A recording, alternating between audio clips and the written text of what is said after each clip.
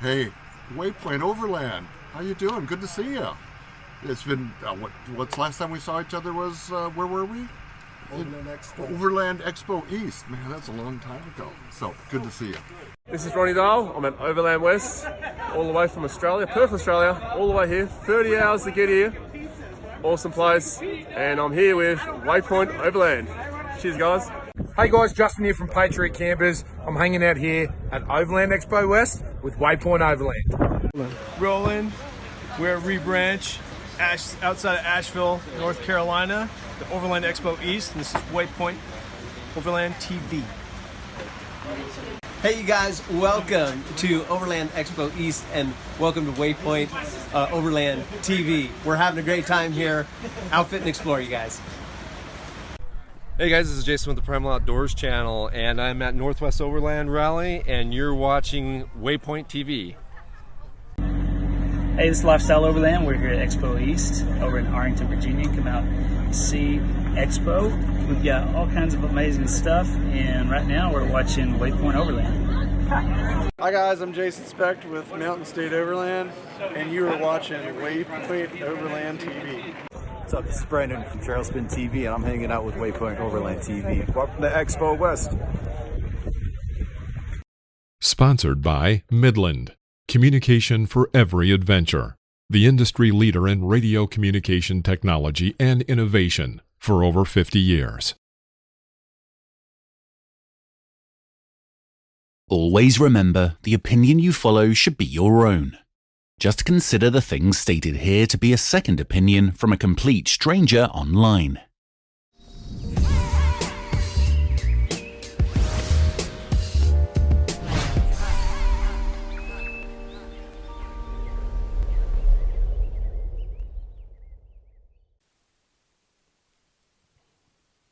Hi, my name is Phil from Waypoint Overland, and you're listening to Random Waypoints. All right, so here we go. Welcome to the second episode of the Random Waypoints podcast. We'll be doing an episode every week, so subscribe, like, and hit the notification bell to make sure you don't miss an episode. Later in the show, we're going to be doing taste tests, looking at some gear, and talking communications for the overland traveler, so stay tuned for the whole show. But first, let's look at the news. During this segment, we'll cover various topics with a connection to overlanding in some way. It could be land use news regarding the national parks or the Bureau of Land Management. We'll keep you up to date on any auto industry news when it pertains to relevant and potential overlanding vehicles. There will be camping and outdoor industry news, as well as photography and video, fishing, hiking, and on and on. Now, here's the news. As an associate member of the Red Rock Four-Wheelers, I feel compelled to straighten out all the misinformation out there on whether there is or isn't going to be an Easter Jeep Safari this year. The simple answer is yes, there will be an Easter Jeep Safari this year. The Grand County Administrator has assured the president of the Red Rock Four-Wheelers that the county ordinance that was hindering the Easter Jeep Safari event would be amended by the 16th of this month, February, which would allow the event to proceed. I think that sums it up, and there shouldn't be no more confusion about it now. For those interested or curious, an associate membership is for individuals and families whose permanent residence is outside of Grand County, San Juan County, or the city of Green River, Utah. As an associate member of Red Rock Four-Wheelers, 90% of dues go into the MUD Fund, which stands for Multiple Use Defense and assists in keeping roads open for public use, which is an ever increasing challenge. Donations are annually given by the club to local groups such as the Search and Rescue, Moab City Police, and both Grand and San Juan County Sheriff's Offices, and nationally such as United Four-Wheel Drive Associations, Tread Lightly, and the Blue Ribbon Coalition. There's also several perks for being a member, like monthly club rides, a quarterly newsletter, and special club events and activities throughout the year. I want to talk about Canada now. Now, This may not seem like overland news at first, but please just bear with me and you'll see. Canada has decided to block cruise ships for a year. The ban is through February 22, which is expected to block many ships from visiting Alaska this year. Most large cruise ships that visit Alaska each year are registered to foreign countries, and U.S. federal law prohibits foreign registered ships from sailing between two American ports without stopping at a foreign port in between. So large cruise ships bound for Alaska, they either begin their voyages in Canada or they stop there on the way. Only a handful of smaller ships fly a U.S. flag and don't need to visit a foreign port to satisfy the law. Now, 2 years ago, which is before the world changed, Alaska recorded 1.3 million visitors from cruise ships. Their passengers visiting Alaska disembarked the cruise ships to go on an outdoor excursion to places like Anchorage, Denali National Park, and Fairbanks. Okay, so how does this have anything to do with overlanding? Well, as an overlander, I see a unique opportunity. Currently, the land borders between the United States, Canada, and Mexico, they remain closed until at least February 21st.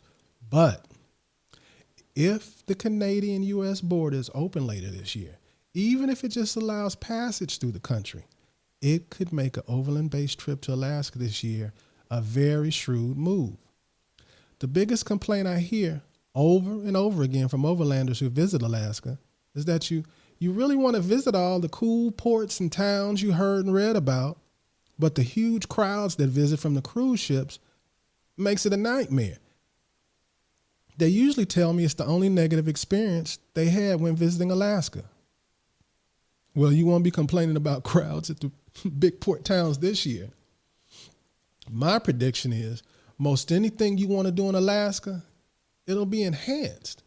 With over 1 million less people visiting the state, I can't think of a better time to visit. What do you think? In national park news, all U.S. national parks are now enforcing masks following an executive order that recently went into effect. Wearing masks has shifted from a guideline to law. Face masks are now required in U.S. national parks when visitors can't maintain physical distance and in all national parks, National Park Service buildings. Zion National Park's chief law enforcement ranger stated, before we could say, please put on a mask. And if someone says, I don't want to, we couldn't force it or enforce it. But now, with it being a law, we can take enforcement action. Now look, I don't care at all what your position is on this subject. This is merely to inform you that if you want to visit a national park, a mask is required. Always remember, the opinion you follow should be your own. In auto industry news, electric vehicle upstart Rivian so far has only taken orders online for their vehicles, but they've announced future openings of no less than 10 showrooms this year. This will give potential customers a physical location to experience its vehicles up close. Rivian has decided not to call locations showrooms, and according to automotive news, the manufacturer sees them more as retail experiences, which gives me the impression they won't have the usual test drives there. So far, Rivian has announced showroom openings in Chicago, Laguna Beach, and Los Angeles. Rivian is set to deliver its very first vehicles in June of this year. First to reach customers will be the R1T pickup, and the R1S SUV is scheduled to start being delivered in late August. Rivian's manufacturing facility is in Normal, Illinois, and their battery technology facilities are in Irvine, California.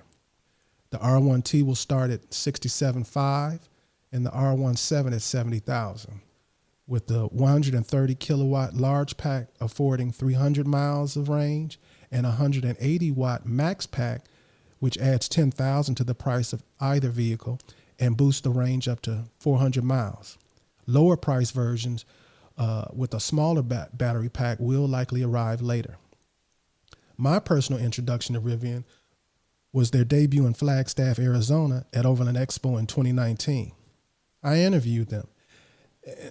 If they make a vehicle half as good as the sales pitch, it's going to be an interesting future for overlanding. I'd like to know if these vehicles interest you for overlanding. And a side note, the first Rivian vehicles to actually make it to the road and be used for their intended purposes are the delivery vans that were built for global retail giant Amazon. The company plans to set up 41 service locations, which together with mobile service and over-the-air updates will handle maintenance and repairs for owners of the R1T and the R1S, as well as for Rivian's Amazon delivery van. Now it's time for Random Lists. Random Lists is all about lists Waypoint Overland has created on an array of topics, such as top 5 national parks, top 10 trails in the United States, top 10 fill in the blank. I think you get it. Some lists will be pure fun, and others very informational. But they all will have a connection to overlanding in some way. We're very interested in hearing your suggestions for upcoming lists in the comments. Now, here's our random list.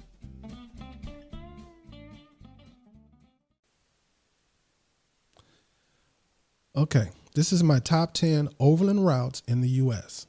Now, as you dissect and critique my list, please remember this is a list for an overlander as opposed to an off-roader. So at number 1, I have the Dalton Highway in Alaska. Now, if you're here listening to me, it's highly likely you've heard of the Dalton Highway. This mostly gravel road in northern Alaska stretches 414 miles from Living Good to Dead Horse. It was originally built as a service road for the pipeline and is still considered one of the most dangerous roads in the U.S. But that's mainly because there's a lack of services and cell phone reception. But you get a big payoff for heading this direction.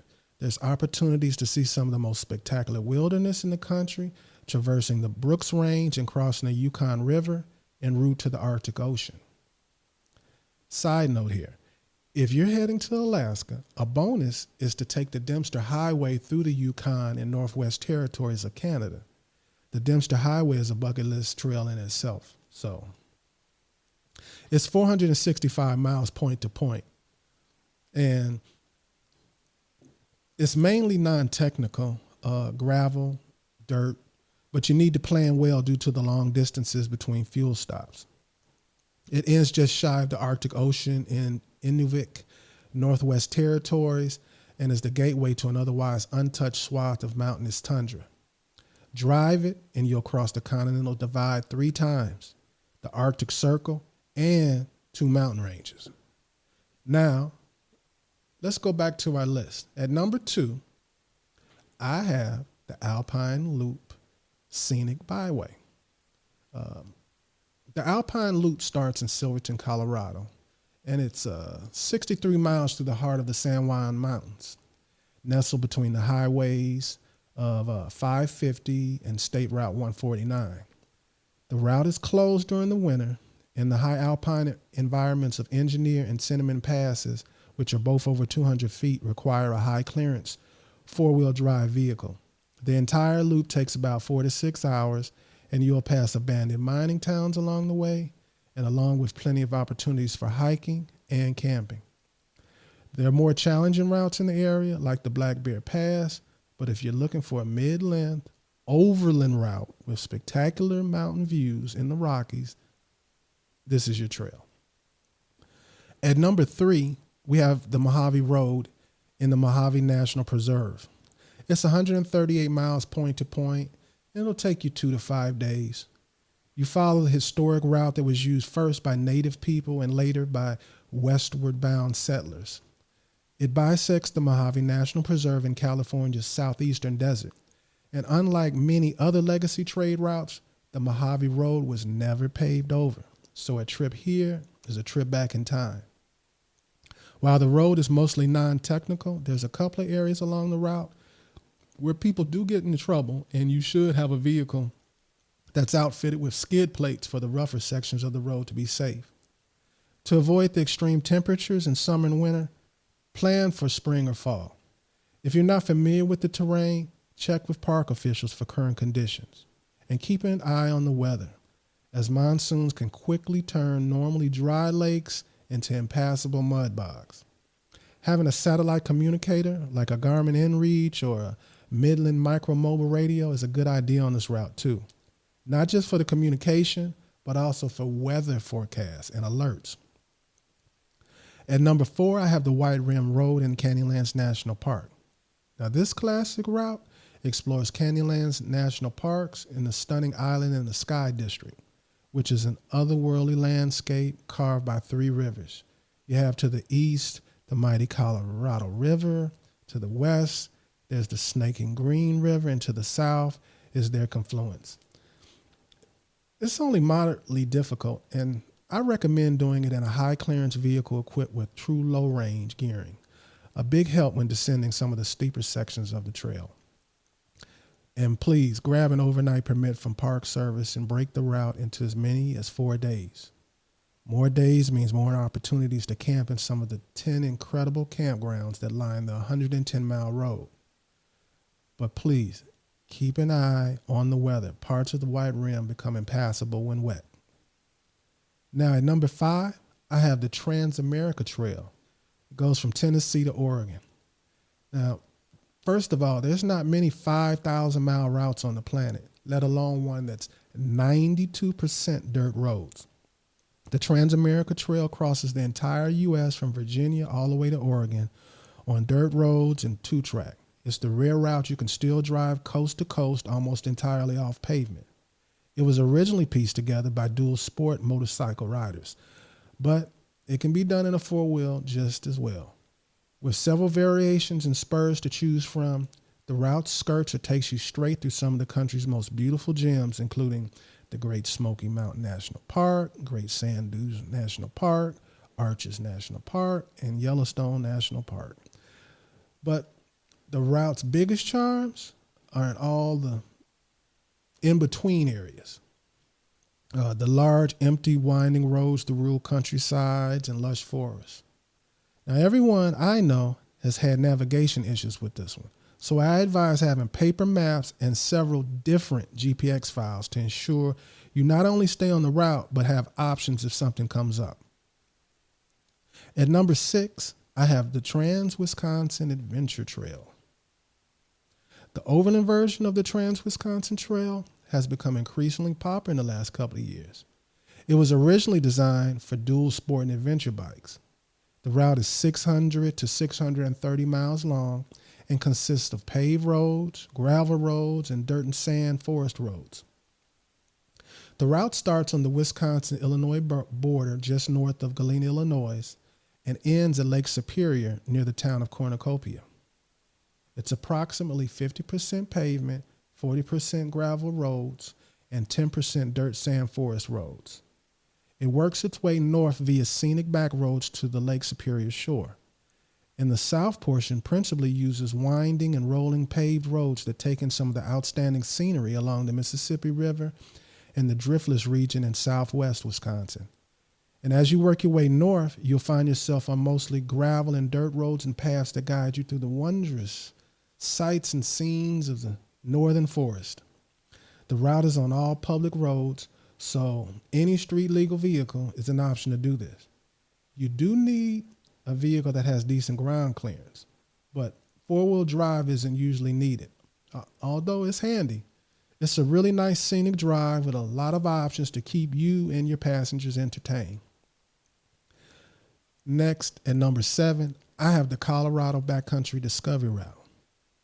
Now, if getting high is your thing, Colorado offers some of the tallest mountains passable by motorized vehicles in the U.S. Several passes are over 12,000 feet, and beginning in the Four Corners location, where Colorado, Arizona, New Mexico, and Utah intersect, this route winds its way north through the Rocky Mountains to the Wyoming border. The terrain includes dirt roads with rocks, sand, and even a few water crossings to keep it exciting. The route is designed to be ridden on adventure and dual sport bikes, but this one also can be driven by 4x4 vehicles. And many of the roads are in remote areas and reach high elevation areas where road maintenance is minimal or non-existent. So you can expect to cover sections of road with deep ruts, loose rocks, sand, and other challenges. There's also sections that have deep sand. Road conditions change from week to week based on recent weather. When you see signs that read roads may be impassable when wet, please use caution.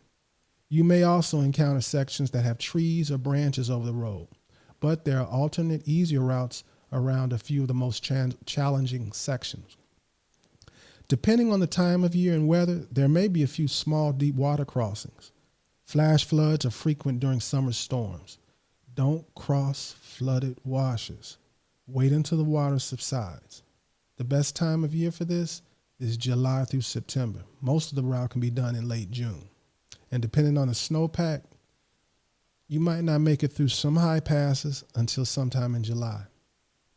At number 8, I have the Idaho Backcountry Discovery Route. Now, if you ever want to ride an endless, twisty, mountainous road, the Idaho BDR will throw corners at you for days on end. It's a true off-the-grid ride at 1,250 miles long. Starting in the historic town of Jarbidge, Nevada, the route crosses rangelands and then heads into the Boise National Forest and treats you to views of Anderson Reservoir and epic alpine camping at Trinity Lakes, tiny towns and treasures like Bergdorf Hot Springs.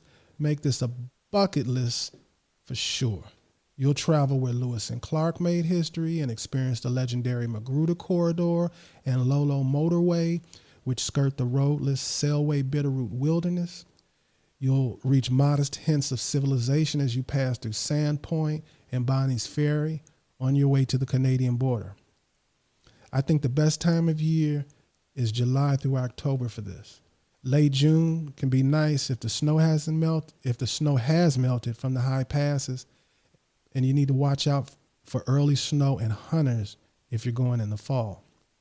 I have it number 9, Smoky Mountain Highway. Now, it's not technical, but you are remote enough on this 78-mile dirt road from Page, Arizona to Escalante, Utah, that you need to come prepared. With that said, with a full tank of fuel and a full-size spare, a stock 4x4 can navigate this route through the heart of the Grand Staircase National Monument in about 6 hours. But the plentiful dispersed camping along the way will keep you there longer, most likely. This is another place I recommend to bring along a satellite communicator. Now, at number 10, we have the Washington Backcountry Discovery Route. Now, this 575-mile route, it thoroughly explores the Cascade Mountains, beginning in Stevenson, Washington at the Bridge of the Gods and making it to the Canadian border at Nighthawk. Views of the massive volcanic mountains from the dense forest in the southern part of the route are stunning, and the open arid pine forest of the central part of the route, it showcases the diversity of Washington. The route just seems to get better and better each day as you head north into the high mountain areas beyond Lake Chelan. It takes most people about 5 to 7 days to complete the route, and there are some easy alternate sections to get around the difficult stretches. There are many great camp spots along the way for those looking to rough it, and the route also works well for those looking to stay in hotels or to do a little bit of both. I think the best time of year is June through September. Snow in the mountain passes can block riders from completing the route early and late in the season, so that's why I say that, and that's pretty standard. Well, that's my list. What do you think? Share your list. Let's talk about it. Now, I haven't eaten today. I'm hungry. And that makes this the perfect time to introduce our new segment called Taste Tests. Taste Tests. Taste Test is where we evaluate the taste of a food product, whether on its own or compared with other products. Some taste tests will be conducted blind, while others will focus on a particular brand or item. I was watching a video of a couple overlanded on YouTube, and they were on a remote trail for several days. And as they were heading back to civilization, they showed an amazing campsite. They really wanted to stay at it for a few days, but they needed to go to the grocery store. And that was the end of that. That's why I always stock my dry goods box with all types of stuff, just in case of an emergency, but also so I don't miss out on special moments. That's why we're out there, right? I try to find things that I can store but taste good enough to be eaten even when it's not an emergency. Some of the things I bring are from Patagonia Provisions. They have an online shop with pantry-friendly foods like organic berry bars, soups, chilies, jerky, drinks, seeds, and they have all kinds of delicious bundles of smoked mackerel, salmon, and mussels. The packs are perfect for camping and hiking, but can also be used as a full-fledged dinner when you're exhausted or running low on groceries. Some of my favorites are all the smoked mussels. They have 3 different types. And I also love the smoked mackerel.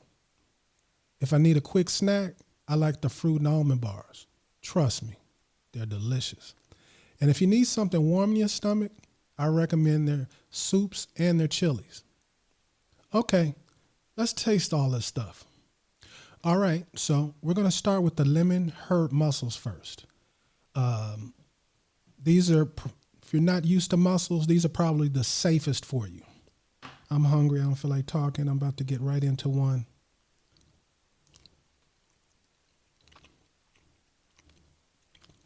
Delicious. I'm not surprised I eat them all the time.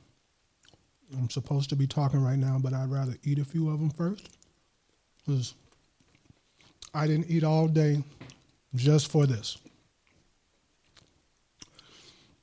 Now, if I was going to describe the taste, I would say it has like a clean, bright, fresh taste of the sea. Like I said before, these are going to be the safest ones if mussels are something questionable to you. So now let's move on to the next one. We're going to try another mussel. All right, next up, we're trying the smoked mussels.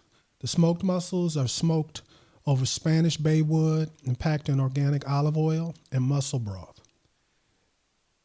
Here we go.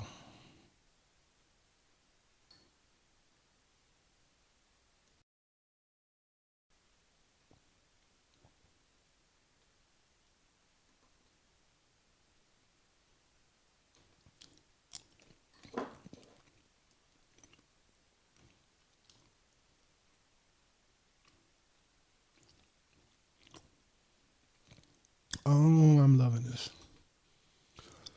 They have a savory taste of the sea. That's the best way to describe it because of the smoke taste in it. Now, if you had smoked mussels before, they're going to taste a little different, not because something's wrong, but because the ones that come in the can are not made with the quality that these are made. So when you try them, you're going to immediately be like, wow.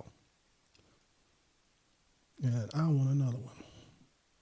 So after I eat this one, we're going to move on to the next one, which is my favorite. And I'm going to give you a tip on how to eat them. All right, and now my favorite, which are the savory sofrito mussels.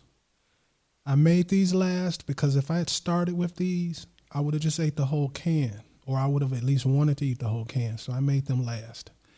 Now that I've eaten a few of the others, I might be okay. Now, these are seasoned and packed in organic mussel broth, organic real red bell peppers, organic olive oil, organic onion, organic sherry wine, organic spinach, and organic spices. And I don't want to forget the tip I was going to give you, but if you have any kind of pasta when you're out overlanding, spaghetti, noodles, any kind of pasta, it can even be ravioli as long as it doesn't have it's not like a meaty type. It can be like a cheese one. Anyway, if you have some kind of pasta, you just add these at the end and you've got an awesome meal. These are delicious. So let me try them.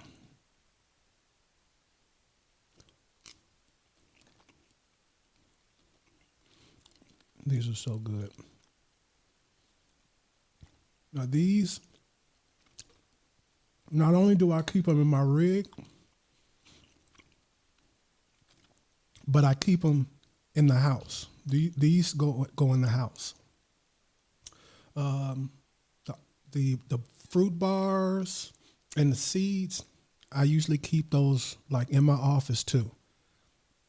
So these are like great snacks when I'm watching TV or just want a snack. I highly recommend these. These are my number one. I love these. I even like grabbing up the little bits of vegetables and eating those too. But I'm actually delaying this because I want to eat all of this, but let's move on. All right, so here we go. We're going to start with the red bean chili. And just so you know, they also have spicy if you want even more flavor. And just so you know, it has pre-cooked red beans, organic pre-cooked pinto beans. They're all organic, so let me just run them down. Tomatoes, diced tomatoes, ground red chilies, carrots, red bell peppers, salt, ground rice, ground cumin, garlic, organic chili peppers, and yeast extract. So again, nothing but organic stuff. No crazy stuff in here. So this is going to be great. So what you do is, now normally you don't want to do it this way, but for the podcast, we're doing it this way, which is to pour the water. You have to pour 2 cups of water in.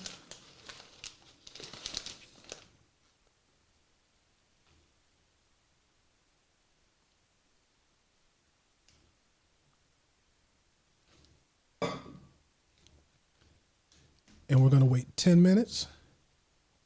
And I'll be back in a second. I'm going to clean this up real quick and seal that off. And we're going to taste it in 10 minutes. Okay, so we're back. And we're about to try the red bean chili. And like I've said before about everything else, I've had this before. I already know it's delicious. But for the taste test, here we go.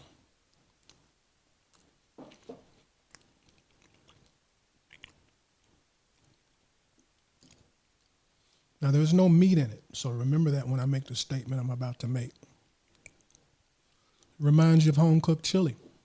And it only took me 10 minutes. Fresh vegetables. Oh, I shouldn't say fresh vegetables, but organic vegetables. Some people might want a little salt, but that's a good thing. It's low in sodium, so it's up to you whether or not you're going to, bring up the sodium levels. This is another thing that goes good over pasta. I like to put it over, skinny or thin spaghetti. And it's a whole meal.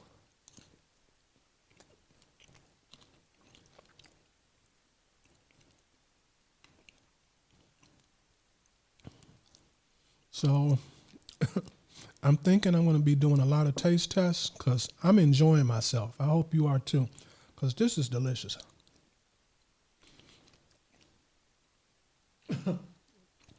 Okay, enough of this.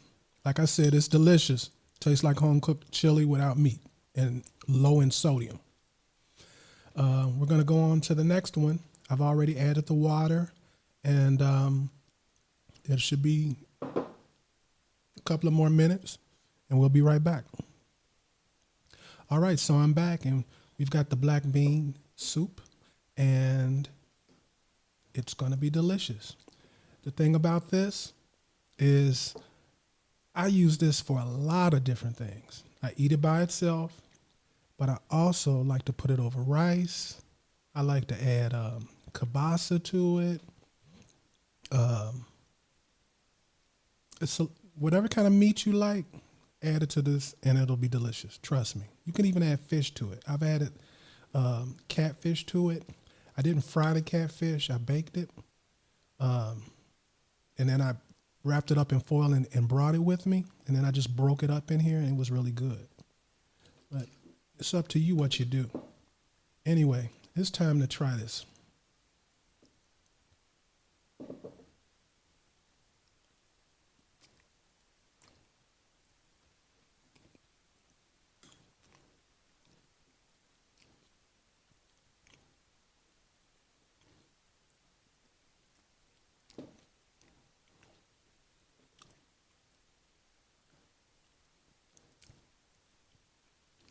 It's delicious.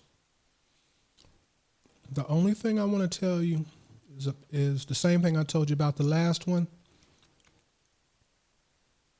You may need salt, but if you're trying to reduce your salt, you're looking for things with low sodium, this is it. If it's lacking some flavor to you, it's probably the salt you're looking for, a sprinkle of salt, and you're in business.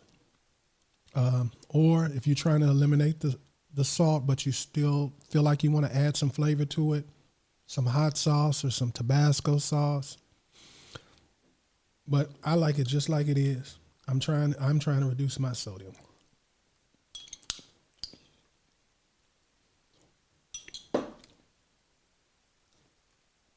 So that's that. I hope you like taste tests. And now it's time to move on to our next segment. Okay, now I want to discuss communications. Sponsored by Midland, communication for every adventure, the industry leader in radio communication technology and innovation for over 50 years.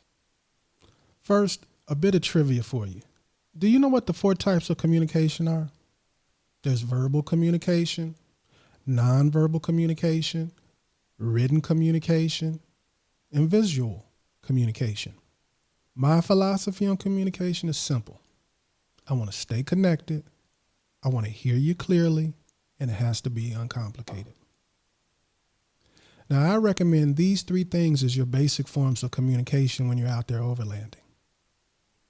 I think you should have a satellite communicator, a GMRS radio, and a cell phone. We're going to focus on GMRS radios today, and more specifically, Midland Micro Mobile GMRS radios. Most of you are already aware of Midland two-way radios. They're reliable, versatile, and a popular choice among overlanders, off-roaders, farmers, just to name a few. Jeep Jamboree even made it their official communication after many years of CBs being the requirement. And the list grows as many events and groups make the same transition. So I expect soon that a GMRS radio will become the more common communication in most people's rigs. Some of the reasons why I think you need one are simple. 1, more power. The FCC allows up to 50 watts of power on the GMRS frequency, unlike traditional CB radios, which are limited by law to a maximum of 4 watts of power. So without this power restriction, micro mobiles come in at 5, 15, and 40 watt radios. If you're going to spend the money on a radio, it just makes sense to choose the GMRS radio over the CB, as the higher power of the GMRS radio works that much better. My second reason is FRS and GMRS are compatible. CBs are only compatible with other CBs. And this is a huge thing for me. I'm often part of impromptu, last-minute trips with others. So if someone in the group doesn't have a micro mobile, I just hand them a walkie-talkie and roll out. Pretty much any walkie-talkie you would find in a recreation store or an electronics store are going to be FRS, GMRS walkie-talkies. The combo of a walkie-talkie and a micro mobile together works well for spotting and recovery on the trail for overlanders, or just to back your rig up into the perfect spot at camp. Another reason to get one is the better sound quality. Now, this is the most important thing to me. I was always frustrated with using CBs on trips. No matter what, someone sounds garbled, and inevitably you end up asking someone to repeat messages over and over again. GMRS frequencies have better sound quality than CB frequencies, period. GMRS operates in the UHF band and is FM, which means you'll get higher quality sound with less static. GMRS radios require you to pay just $70 for a 10-year license from the FCC, which covers yourself and your household. Also, unlike ham radio licenses, there's no studying or tests required. You can apply by going online to the FCC website by following the link in the description below. My next reason is repeater channels. You can greatly extend the range of your GMRS radio with GMRS repeaters, similar to ham repeaters. Your micromobile's operating range is extended even further in rugged, obstructed terrain. And when you purchase a Midland micromobile, it's simple to use. They come ready to use. There's no programming or tuning required. It has a detachable flip frame bracket that lets you choose how to mount your radio on or under the dash. Plus, the quick release tabs make it even easier to transfer the unit from one rig to another or place out of sight to prevent theft. The micromobiles run on 15 GMRS channels. That's 1 through 7 and 15 through 22. Just turn to the channel you want to transmit on and start communicating. Also, Midland micromobiles feature their signature National Oceanic and Atmospheric Administration weather alert and weather scan technology. Severe weather can happen anytime, anywhere, and early warnings are your best protection, which is why the full range of radios that Midland carries has NOAA weather alert radio. These micromobiles also include 10 NOAA weather channels, so you can easily scan for the forecast. Micromobiles are significantly smaller than the conventional CB radio. This makes it easy for them to be mounted when space is limited, like in Jeeps, Toyotas, tractors, and combines. And besides an overall compact size, the MXT275 is a full 15 watts and has a fully integrated handheld microphone with everything you need to operate it right there, which is perfect for those with even less space. Mine is located between the seat and console of my rig. The only thing visible is the microphone. It comes with a mounting bracket, 12-volt power cord, DC adapter, detachable antenna, and a magnetic antenna mount included. You have everything to immediately get up and running. Nothing additional is required. However, there's lots of accessories. Now, my choice for handhelds would be the X-Talker T71 VP3 two-way radio. The number one reason why I chose this radio is I can charge it anywhere with a USB cable. And it has real long battery life. I've never tested how long, but Midland says up to 15 hours. I charge mine through my USB in my rig, so I never experience a dead battery or even come close. Another standout feature for me is the 38-mile range. Although they have a more powerful 40-watt radio, I've never found myself needing the extra power, and it will be fully compatible with whatever GMRS devices others have because it has all 36 channels and 121 privacy codes. Also, it's a license-free FRS radio, so I can hand it to anyone to use. Again, the combo of a handheld and a micromobile together is highly versatile. Now I want to talk about my first experiences with my Rad Rover 5 by Rad Power Bikes in Seattle. We talked last week about how over the past few years, electric bikes have been growing in popularity. The designs are doing a better job of meshing the electrical parts cleanly, weights are dropping, performance is rising, and best of all, prices are coming down. It's getting to the point now where it's pretty hard to tell between a bicycle and an e-bike. But then there's the e-bike I chose, the Rad Rover 5, which leaves no doubt about what it is. I recently posted a video about my first ever ride of my new e-bike, or any electric bike for that matter. And not only was I impressed, but I had a ball making the video. I've ridden it every day now, and for me it blends rugged capabilities with comfort. With the 750-watt rear motor and 4-inch wide knobby tires riding on huge wheels, it stands out wherever you go.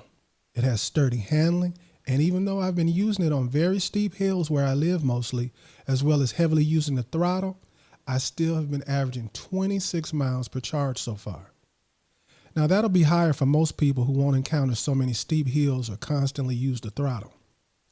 So far, it's been perfect, and it's become obvious why they're the best-selling electric fat bike in North America. If you add a rear rack to load up your gear, you'll be ready for camping, fishing, backpacking, or whatever it is you do out there. It's a fun electric bike that makes you feel you can go anywhere. I want to get into the tech and design also, because I don't want to mislead you. This bike is big and it's heavy. It's 69 pounds, but you should expect that from an off-road electric bike. It has a hardtail frame built from 66 aluminum and includes an RST suspension fork with preload and a motion lockout. The 4-inch tires are akin to juggernauts and include puncture-resistant liners and a reflective stripe on the sidewalls, which helps with nighttime visibility since the bike is essentially matte black. It has 180 millimeter mechanical disc brakes, front and rear, that slow things down and have good power. It also has an LCD panel up on the handlebars that displays data bits including the speed information, odometer, tripometer, battery status, and motor outputs in watts. There's 5 levels of assist and no assist option that keeps the bike system online and tracking distance if you decide you want a serious workout by just using pedal power. And instead of a thumb throttle, the Rad Rover 5 has a twist grip on the inside of the right handlebar like a moped. The grip is progressive, again like a moped throttle. So you can precisely add any amount of power to the motor above what the preset assist level is adding to your pedaling power. There's an LED headlight and a rear LED tail light with a brake light. If the bike is powered on, the rear brake light activates, a feature every bike should have in my opinion. It can also be set to blink, but still goes solid when you hit the brakes. Rad says the battery is good for 800 charging cycles and between 25 and 45 miles of range depending on your use. The battery is modular and rides in a carrier where a water bottle usually sits and can be quickly locked or unlocked. Extra batteries to extend your ride can be purchased. Now, as far as the riding experience, again, at a base of 69 pounds, it's big and heavy and built like a truck. It comes partially assembled, and it took me 40 minutes to complete the assembly with the tools they provided. And even though I have tools already, now I don't have to purchase additional tools to keep in my bike kit. I just added the front wheel, the fenders, the seat, connected the lights, and topped off the battery. That's it. Now, living in Washington, I guess it's not a shock, but my first few rides so far have been in the rain. But that seems to be no issue for this bike. The hub motor is quiet with a little winding sound as you ride. And hitting 20 miles an hour on a flat surface is easy. When powering up hills, it takes little effort. You feel like you can go anywhere. I originally planned on giving a full review after 500 miles, but I'm averaging 25 miles a day, and I think that's too short a time. So I decided 1,000 miles is more appropriate. But so far, I can say it's a fun toy. Adding this to my overland trips is going to be something new and exciting for me. It's going to allow me to extend my journeys even further. It's easy to operate and understand, and I love the twist grip throttle that pours on the power whenever it's needed. And despite being a big bike, the Rad Rover 5 seat and bars are easily adjustable, and I have no trouble riding it. Additionally, Rad Power bikes offer numerous accessories to tailor it to your needs, whether it's commuting or even delivery work. I've become an instant e-bike convert after my first ride. My bike, the Rad Rover 5, has a retail price of $1,599 or $1,600. If you're not familiar with e-bikes, that is a very competitive price, especially for what you get out of the box. Now let's go over the pros and the cons. To me, the pros are it's a go-anywhere electric bike. It has a powerful motor, good battery range, a built-in brake light, and it has a stable ride that inspires confidence. Now, it has cons, and the biggest one is it's big and heavy. Also, you're in for a serious workout if you run out of battery, but it can be done. Me, I have big plans for my bike, and most of those plans don't revolve around an electrical outlet. So I'm ordering a second battery, maybe even a third. And that's all I have to say so far about that. I'll be giving updates and announce group rides soon. Well, that wraps up another episode of the podcast. I hope you like, share, and subscribe. And with that, I just want to say to everybody, everyone stay safe, tread lightly, and hopefully I'll see you here or on the trail soon. Sponsored by Midland, communication for every adventure, the industry leader in radio communication technology and innovation for over 50 years. You have been listening to Waypoint Overland's Random Waypoints. Like, subscribe, and stay tuned for more.